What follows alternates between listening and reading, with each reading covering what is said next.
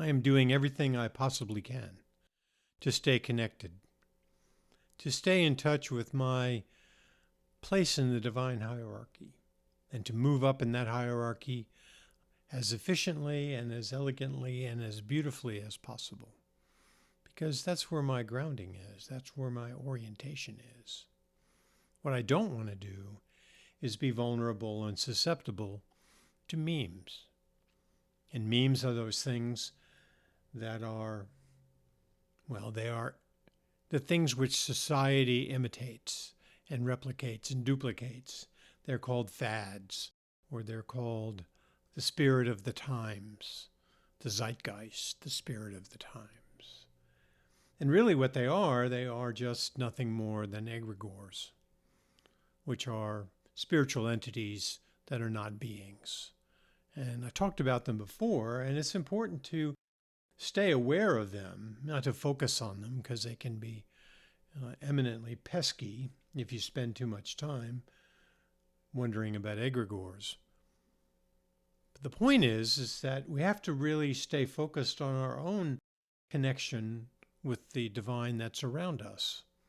So egregores are around us, they surround us all the time. And these are the little ideas that are put into the bloodstream of humanity by advertising agencies or influencers or manipulators or dictators or censors. And you really want to not be spending much time with those things. The important thing is to be able to disconnect yourself from their influence. And the only way to do that is to shine the light of consciousness on them, to understand what these memes or egregores are really all about. And over time, you begin to see pretty clearly that they are the influences of the beast.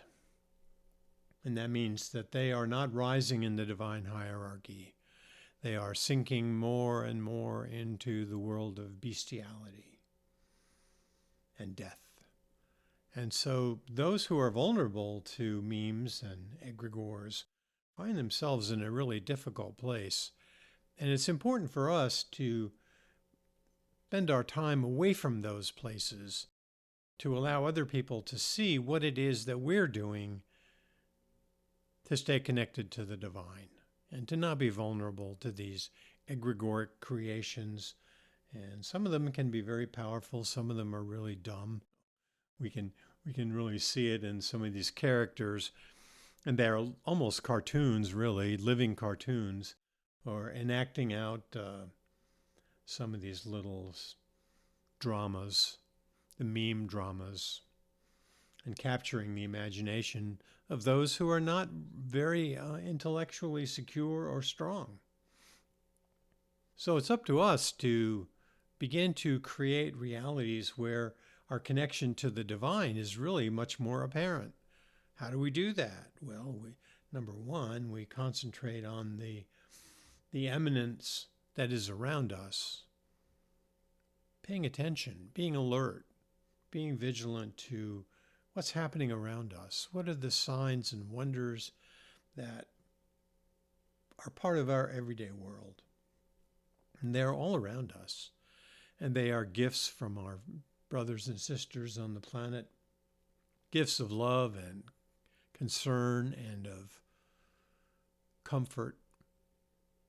Gotta love that. That's where we find ourselves, in the most serene and tranquil place, where we find love and acceptance, and we give love and acceptance. And that love and acceptance is the currency which allows us to enter into the marketplace of the divine hierarchy. And it's a beautiful thing, so that we are not troubled and trampled by these coursing spirits of the bestial reality of humans, because they can put up a tremendous amount of spiritual chaff, of confusion and dismay and disorder, and they want humankind to suffer and flail about and to be ever confused. And in that confusion, turning to resources that are ultimately deleterious for who we are, because they are things that connect us to our bestial nature. They are not things which enhance our connection to the divine. So we want to be rising up, and we want to be gravitating toward the light, and to do things that are good and things that are helpful, and things, most importantly, that are cooperative. And I think it's the beginning of enlightenment, that is the spirit of cooperation. And that's where we find ourselves living in much more light, as we're willing to cooperate with people, to find our similarities, to find out, well, how we are alike, how we are the same in our many ways. And in that ability to connect, we can share great love for each other. And it's a spiritual assist to find yourself in the presence of someone who wants to understand who you are and what is it that are your concerns. To me, that's the great gift of love, to have someone who is willing to spend their time to understand me. And it is a gift I give other people, to understand their concerns, to even speak their concerns, to, in our love for them, to find ourselves in their place, to be as they are, to understand their dilemma, their pain, their joy. My gosh, that's a blessed thing. So in this end of the old year and the coming beginning of the new, I think that's going to be one of the things that I'm going to want to do, is to find myself in cooperation, not in antipathy or in judgment. I want to cooperate with people. And that seems to be the right thing. That seems to be the right place to come from for this coming new year and the blessings of our solstice and this very important time of the year.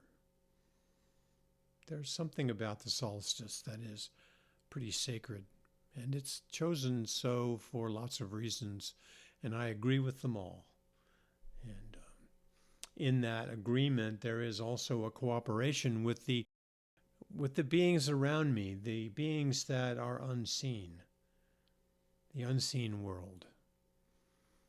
And there's a possibility there to cooperate with the unseen world, to monumentalize our interaction with them by small signs and little markers, things that are delightful, whether they're plants or found objects or things of nature, that emblems of our connection. So they're not idols. They're not objects of worship. We don't find them and place them to worship them. We place them in order to remember the moment and to give it historical presence, because places can have presence that goes far beyond their just the fact of their being. And that's really clear if you're interested in archaeology, as I am. To go to a place and to all of a sudden realize, wow, this place, this ruin, this monument still has the energy. It still has that sacredness. And that's a very powerful thing. Amen.